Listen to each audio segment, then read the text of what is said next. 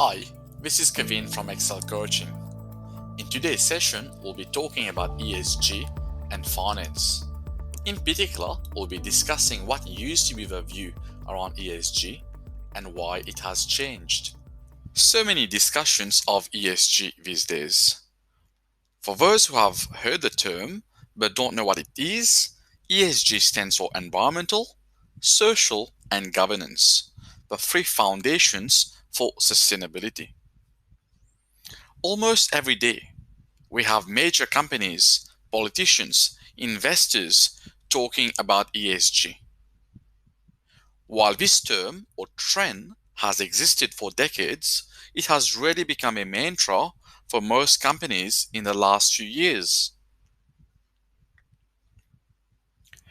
There once was a view championed by Milton Friedman, who was a Nobel Prize winner in the 70s and a very well-respected economist.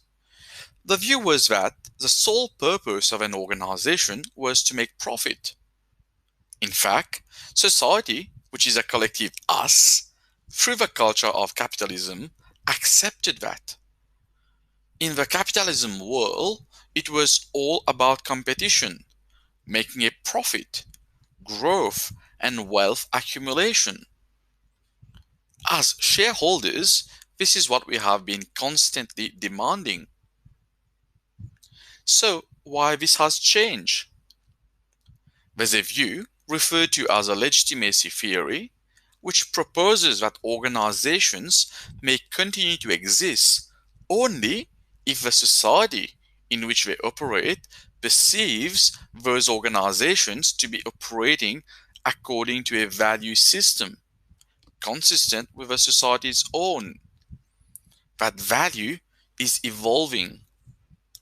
If anything, 2020 and the pandemic has shown the world that there are many things much more important than wealth creation.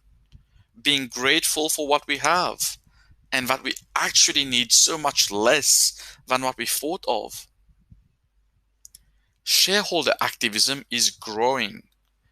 This doesn't mean shareholders are not chasing a financial return on their investment, but they are so mindful of the how, not just a what. It's not just investors demanding it. All other stakeholders, workers, customers, clients, the communities we operate in are expecting a higher standard from companies' operations. As Warren Buffett once said, someone is sitting in the shade today because someone else planted a tree a long time ago. It is high time companies take this long-term view around sustainability so that future generations can enjoy some of the privileges that nature has to offer. The financial market is already reacting to this ESG trend. This is not surprising to us. In 2007, I was fortunate to work with some academics at the Australian National University and did some research on this topic. What we found was a significant negative association between quality sustainability reporting and cost of capital. What does this mean in layman terms?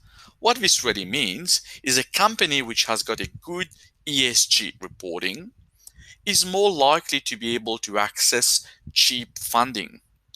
The market will be rewarding such companies. Supporting this, we are already seeing so many emerging trends, such as financial institutions in Europe issuing green financial instruments like the green bonds, top superannuation funds divesting from the so-called unethical investments. They're taking their money away from such investments. In Australia, we are already seeing some of the major banks withdrawing their support from financing coal projects. In this video, we have given our thoughts on this debate around ESG and finance. 2021 will be interesting.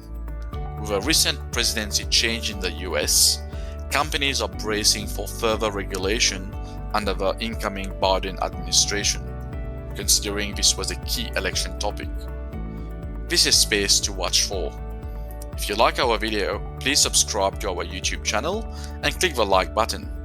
If there's any other topic you would like us to discuss, please reach out. Thank you.